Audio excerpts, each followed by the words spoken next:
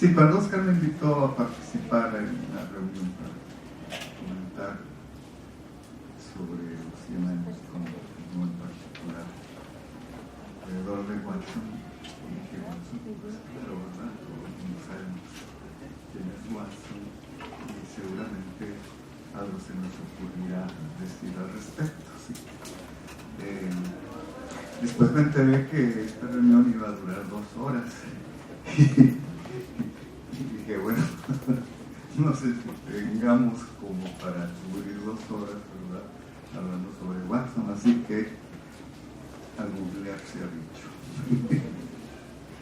Y bueno, encontré algunas cosas relativamente interesantes. No es, para empezar, bueno, Watson fue una persona muy elocuente, retórica, que causó un gran impacto en la audiencia, ¿sí? Y en mayor medida su influencia se debió a esas particularidades de su persona. Lo malo que eso trae complicaciones. Una de ellas, no voy a hablar de escándalos ya conocidos, sino de otros, ¿verdad? Una de ellas es que la gente empieza a rastrear quién es el tal Watson y quiénes fueron sus pacientes famosos, Albertito, por ejemplo. Así que en 2009 los psicólogos rastrearon, ¿verdad?, quién era el tal Albertito, sí, que Watson había descrito como una persona sana y normal. No resultó así. Resultó que Albertito más bien tenía problemas de hidrocefalia y que murió a edad muy temprana. Entonces, detalles más, detalles menos, ¿verdad? A veces la vida alcanza cierta fama, ¿verdad? Pues hace que la gente perciba y vea los detalles, ¿verdad?, alrededor de esta vida, y las cosas no salen bien. Bueno, proseguí mi búsqueda en Google y pues encontré lo que todo el mundo sabe, y me pareció que no debía seguir ese camino, ¿verdad? Entonces, lo que hice fue revisar algunos libros modernos de aprendizaje, ¿verdad? Porque quizá ahí es donde se veía la influencia real y efectiva que había tenido, quizá a través del uso de sus conceptos, principios o lo que fuera, ¿sí? Y revisé, bueno, pues 2 de los libros sobre aprendizaje que hoy día son en cierta medida importantes, ¿sí? Uno es el de Sutton y Barto, más ingeniería, y el otro es un capítulo sobre aprendizaje, ¿ok? Y en realidad yo conocía eso, no simplemente volví a revisarlos por si había leído mal. ¿Por qué pensé que había leído mal? Bueno, porque el motor de estos desarrollos de aprendizaje, ¿sí?, pues era Thorndike y la ley del efecto. También me pareció extraño que difícilmente apareciera el nombre de Skinner ahí, ¿verdad? No sé por qué todavía las razones en ambos casos, sí, pero desde luego mencionar a Watson imposible.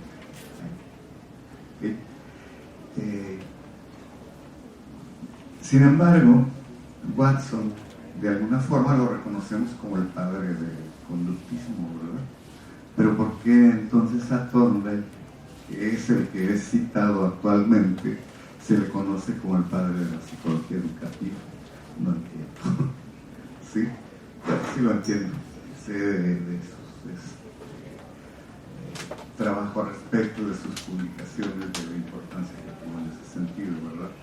Pero de todas maneras es extraño, ¿no? Es extraño. Entonces, bueno, pues decidí apegarme a lo que yo había prometido que iba a decir aquí, que era Watson y la identidad de la psicología, ¿sí? Y es precisamente lo que sigo creyendo. Quiero decir, hay dos aspectos en la vida académica de investigación de cada persona, ¿verdad? Otro es su contribución a lo que es el desarrollo de una profesión, la sociología de la misma, y otra es su participación como investigador y las contribuciones que hace en ese sentido, ¿verdad? Cuando estas dos cosas se juntan, cuando la persona resulta ser importante precisamente por las habilidades, capacidades de personalidad de Watson, ¿sí?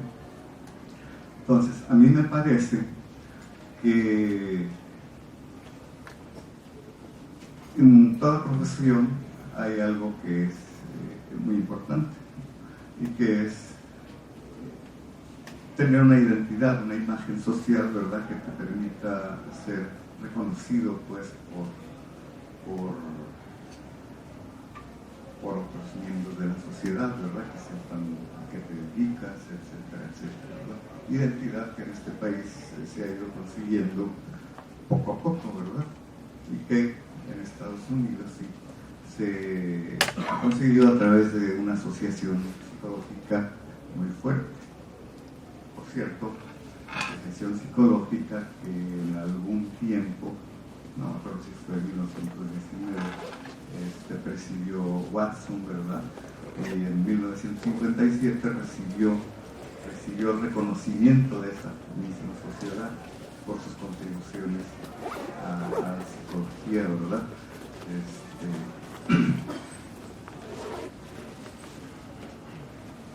Los miembros de una profesión van creando su historia en esta sociología de la profesión y escogen aquellos, ¿verdad?, que van formando esa imagen, ¿sí?, que nos hace reconocibles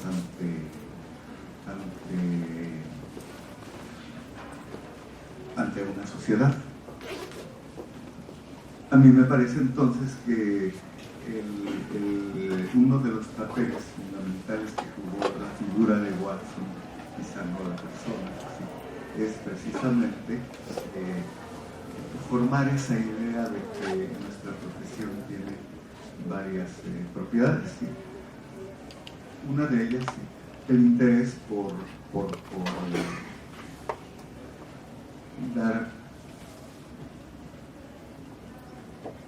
ubicar esta profesión como derivada de una visión científica acerca del comportamiento humano. Y eso es lo que precisamente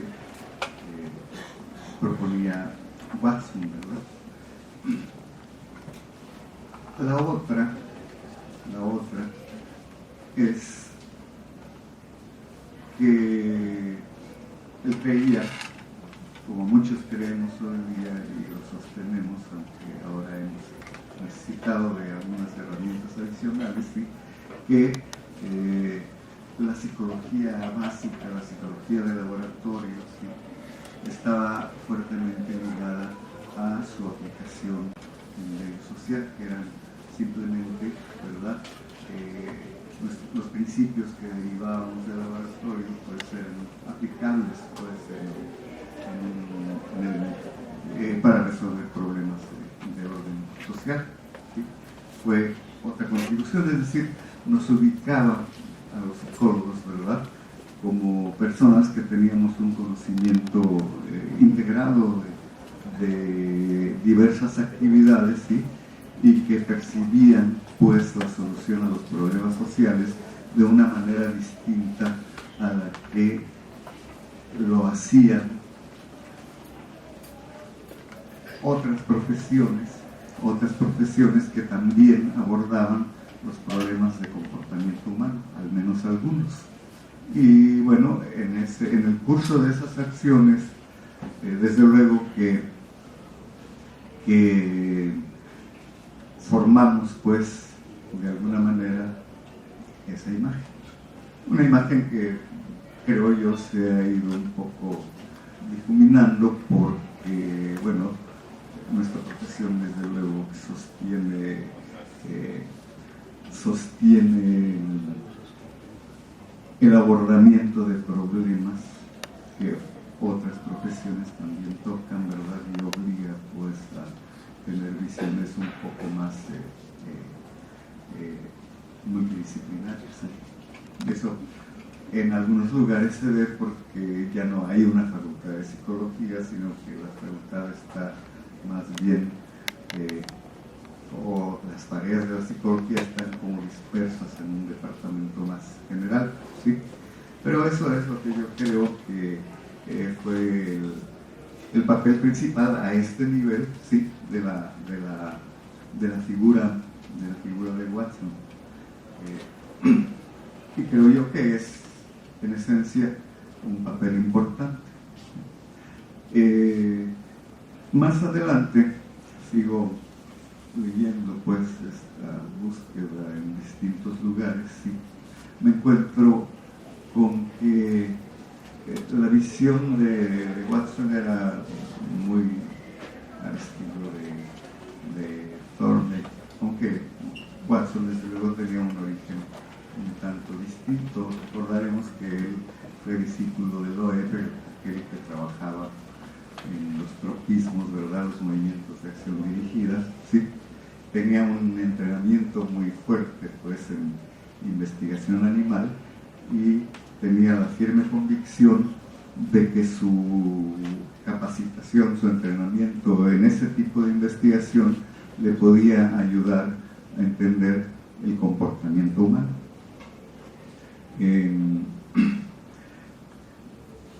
Pero requería de crear una metodología propia, ¿sí? Y había mucha gente a su alrededor, en particular Thorndike, ¿sí? que tenían más hecho pues una visión de investigación en el laboratorio de comportamiento animal.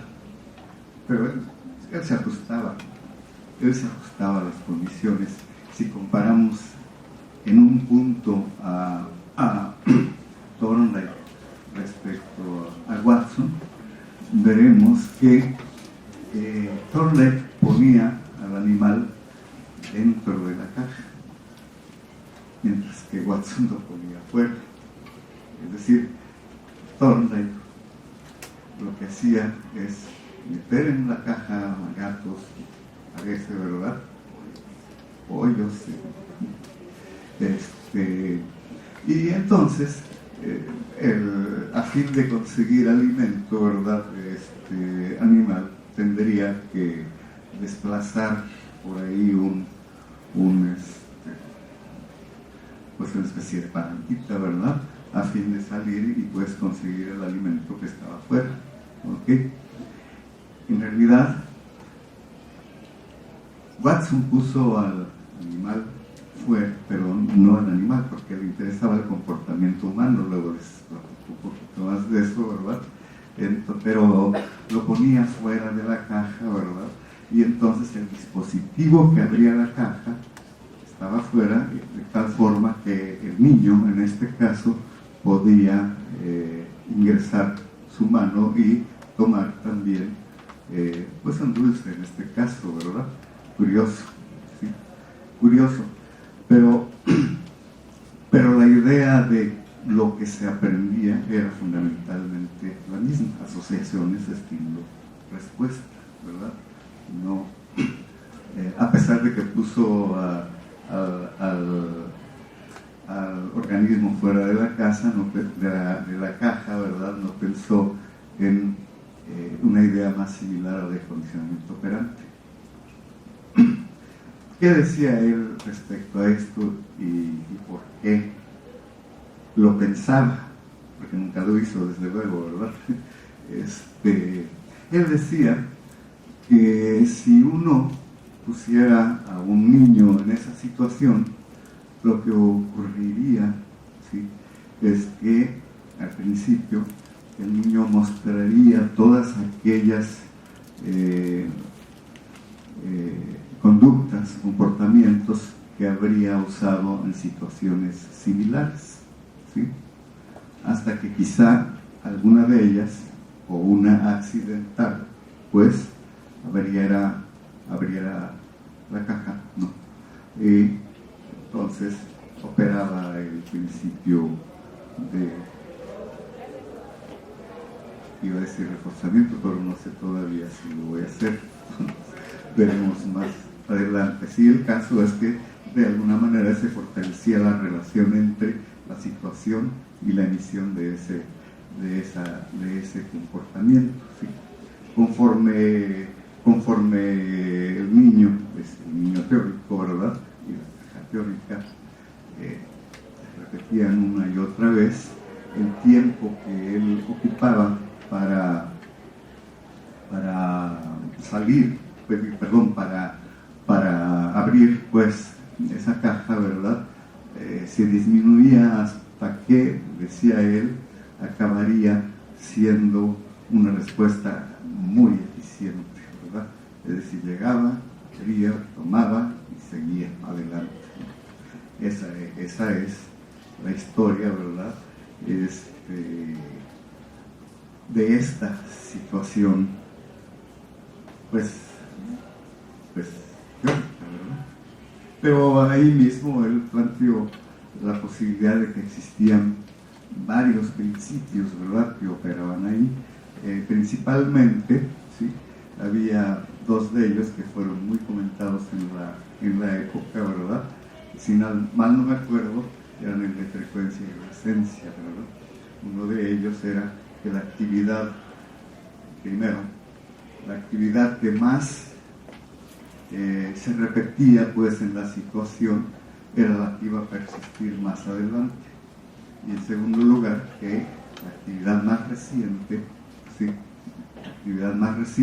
igualmente iba a ser la que persistía pues más adelante. En realidad se podría hacer una lista, si no larguísima, sí relativamente larga, de los principios que él fue encontrando, ¿verdad? Que son alrededor de 9, pero muchos de ellos realmente no estaban muy sistemáticamente propuestos, excepto uno, ¿verdad?, que es el de la suma. ¿Sí? Un animal aprende pues bajo una condición estímulo a un comportamiento, adquirirá pues cierta fuerza ese comportamiento dependiendo de las consecuencias.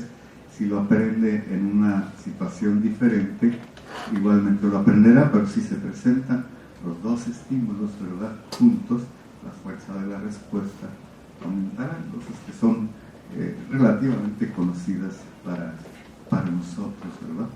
Entonces,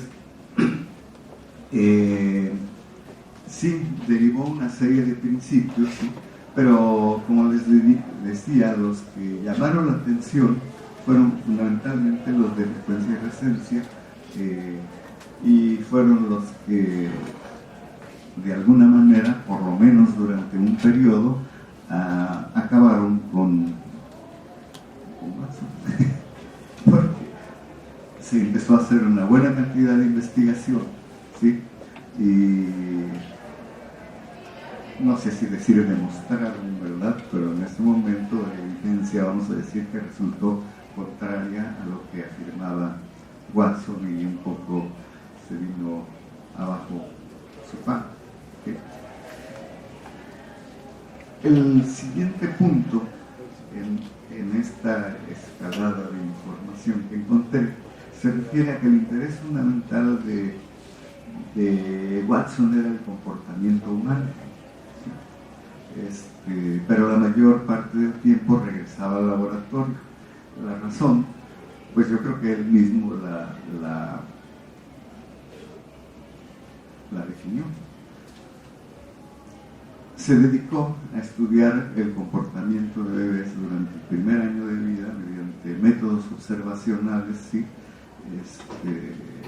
muy detallados. Eran muchos niños, una muestra muy grande, y además, imagínense ponerse a observar a lo largo de un año. Me imagino que habrá usado algún tipo de muestreo temporal, ¿verdad?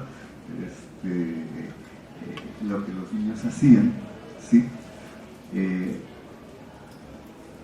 Y bueno, también tenía una muestra un poco más pequeña de niños de los 2 años en adelante, de los 2 a los 3 años, ¿ok? Y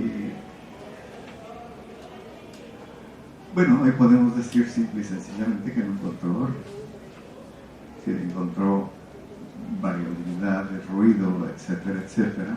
Y lo que concluyó fue, dice, bueno, es que las condiciones de observación no son precisamente las más apropiadas.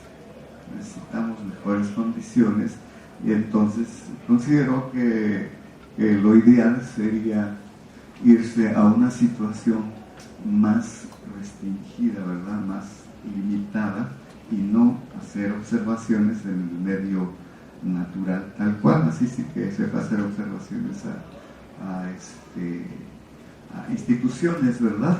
Con niños que estaban pues internados, ¿sí? Y fue ahí donde precisamente, ¿verdad? Realizó estos experimentos en donde él, de alguna forma, manejaba, ¿verdad?, ciertas propiedades del ambiente, y a fin de observar lo que ocurría después, y bueno, seguir en ese camino. Pero a pesar de que ese era el interés fundamental, siempre regresaba al laboratorio animal. Ese era su fuerte, sí. Es decir, una cosa es lo que él consideraba importante y consideraba el objeto de la psicología, ¿sí?, el estudio del comportamiento humano, y otra cosa es las restricciones, ¿verdad?, que impone una metodología para llevar adelante esas observaciones, pues, en el medio natural. Se requería probablemente de otra forma de hacerlo, ¿sí? Y fuera de eso, su figura, ¿sí?, dentro del desarrollo de la psicología, pues viene a fortalecer una idea que se estaba gestando, pero él era el vocero principal, ¿verdad? Y se refería a la forma, la naturaleza de la conciencia, ¿sí?, y la forma de abordar los distintos problemas a través de un método particular. Eso no era propiamente una idea que él hubiese generado, sino que estaba presente ya en el medio, ¿sí? De hecho, los laboratorios importantes que dieron también fuerza al desarrollo de una psicología ya habían avanzado bastante, ¿sí? Los laboratorios de psicofísica, el laboratorio de Wundt y todos estos, ¿verdad?, ya habían avanzado en el sentido de una psicología, vamos a decir, científica, y habían abordado también el problema de la conciencia, ¿verdad?, el problema de la relación entre el medio y su percepción psicológica, etcétera, etcétera. Entonces, nuevamente, yo creo que en este desarrollo de la psicología, ¿verdad?, él pues fue tomado como una figura muy importante, ¿sí?, alrededor de quien giraban una serie de conceptos que fortalecían nuestra visión actual.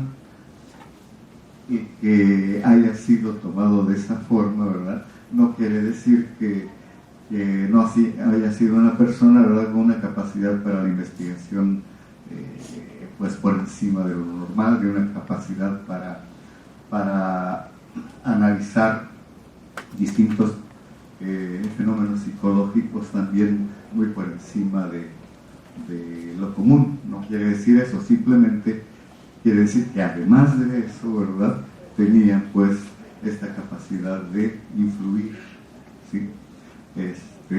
Y esa es la historia que yo me sé. Creo que podemos completarla con las historias que aquí mis compañeros se sabrá.